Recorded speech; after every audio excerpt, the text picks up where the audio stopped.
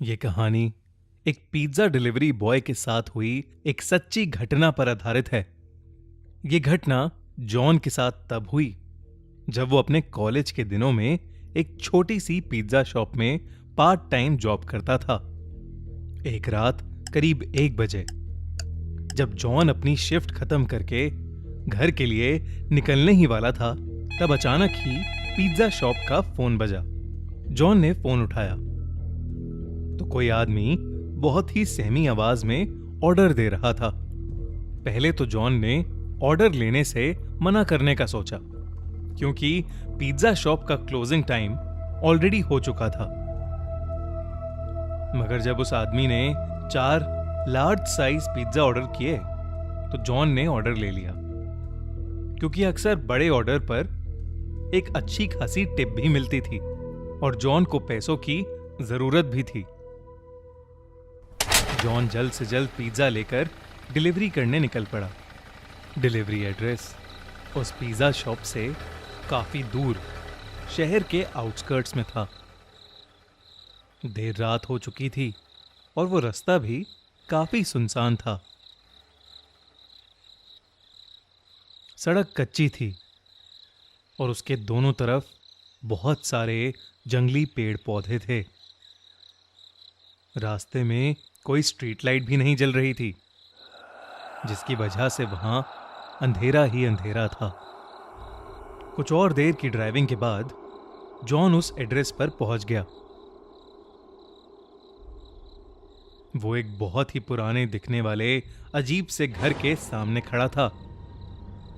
वो घर forest area के अंदर था और उस घर की कोई भी लाइट नहीं जल रही थी, बल्कि आसपास कुछ हलचल भी नहीं थी। बिल्कुल ऐसा लग रहा था कि जैसे वो घर सालों से वीरान पड़ा है और उस घर में कोई रहता ही ना हो। जॉन उस घर को देखकर थोड़ा घबरा रहा था, इसलिए उसने अपने मैनेजर को कॉल किया। वो अपने मैनेजर को वो सिचुएशन एक्सप्लेन करके वहां से वापस चले जाना चाहता था, लेकिन उसके मैनेजर ने फोन ही नहीं उठाया। जॉन अगर बिना मैनेजर को बताए वो चारों पिज्जा वापस ले जाता तो उसका मैनेजर उससे बहुत ज्यादा गुस्सा हो जाता और उसकी सैलरी भी काट लेता। इसलिए जब बार बार कॉल करने पर भी उसके मैनेजर ने फोन नहीं उठाया तो उसने एक बार उस घर के पास जाकर डिलीवरी ट्राई करने का मन बनाया। जॉन जैसे ही आगे बढ़ा, उस घर के अंदर की एक लाइट ऑन हो गई। जॉन को थोड़ा सा कॉन्फिडेंस आया कि शायद अंदर कोई है। उसने डोरबेल बजाई और जोर से कहा, पिज्जा डिलीवरी। मगर कुछ देर तक किसी ने दरवाजा नहीं खोला। जॉन ने फिर से बेल बजाई तो उसे अंदर से किसी के कदमों की आवाज आई, लेकिन फिर से किसी ने दरवाजा नहीं खोला।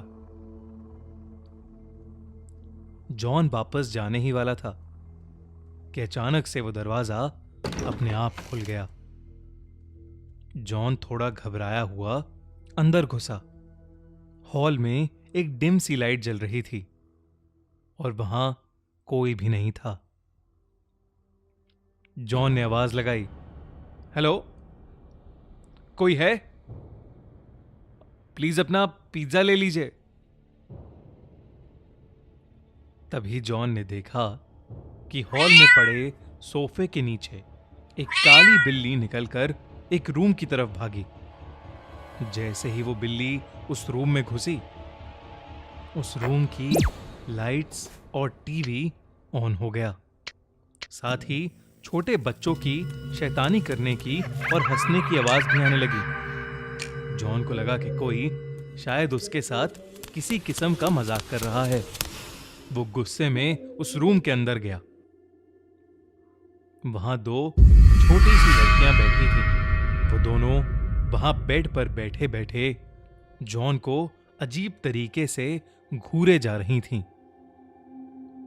जॉन उनसे कहने लगा कि वो कब से डोरबेल बजा रहा है और वो लोग हैं कि दरवाजा ही नहीं खोल रहे।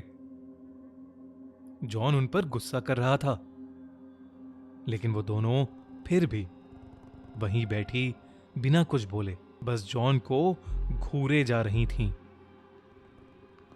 जॉन ने फिर कहा, मैं पिज्जा देने आया हूं। तुम्हारे घर में कोई बड़ा है जिससे मैं पेमेंट ले सकूं?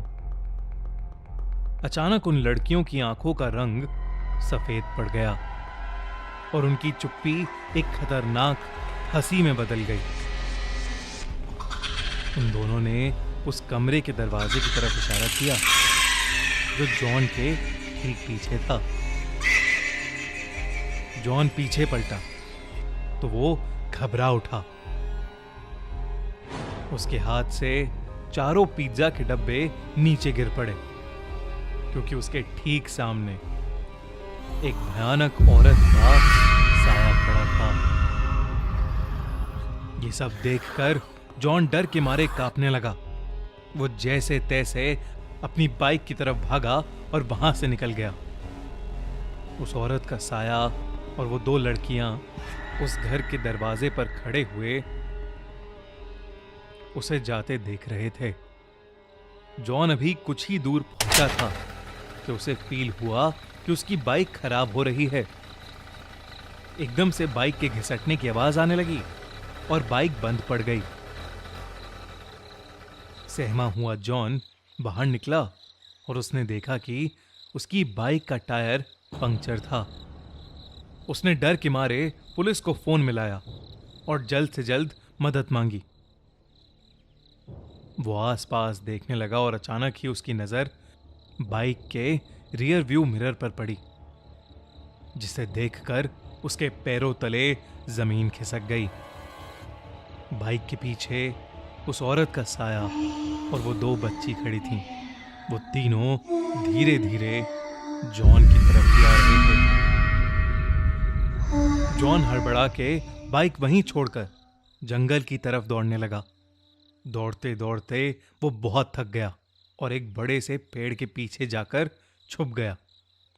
वो बस अपनी जान के लिए दुआएं मांगने लगा कि कुछ ही देर में उसे दूर से पुलिस सायरन की आवाज आई और उसने अपनी बची हुई हिम्मत लगाकर अपनी बाइक के पास वापस दौड़ना शुरू कर दिया। वो वापस अपनी बाइक तक पहुंचा तो उसने देखा कि पुलिस उसकी बाइक की इन्वेस्टिगेशन कर रही थी। उसने पुलिस को सब कुछ बताया और उन्हें उस घर तक ले गया। पुलिस ने उस घर के अंदर जाकर जांच पड़ताल की, लेकिन उन्हें एक जंगली बिल्ली के अलावा उस घर में कोई नहीं मिला। अगली सुबह जॉन को यह पता चला कि वो घर पिछले 3 सालों से खाली पड़ा है। और तो और 3 साल पहले उस घर में एक औरत और उसकी 2 छोटी बेटियां रहती थीं, जिनका एक रोज अचानक मर्डर हो गया था। ये जानकर जॉन के होश उड़ गए। उसे समझ आ गया कि उस दिन जिन लोगों को उसने देखा था वो उस औरत और उसकी छोटी बच्चियों की आत्मा ही थी, जो शायद आज भी उस घर में कैद है। मगर उसे कभी यह समझ नहीं आया कि वो फोन आखिर किसने किया था। इस हादसे के बाद जॉन ने पिज्जा डिलीवरी की नौकरी छोड़ दी, लेकिन वो जब भी वो हादसा याद करता है तो बुरी तरह कांप उठता है।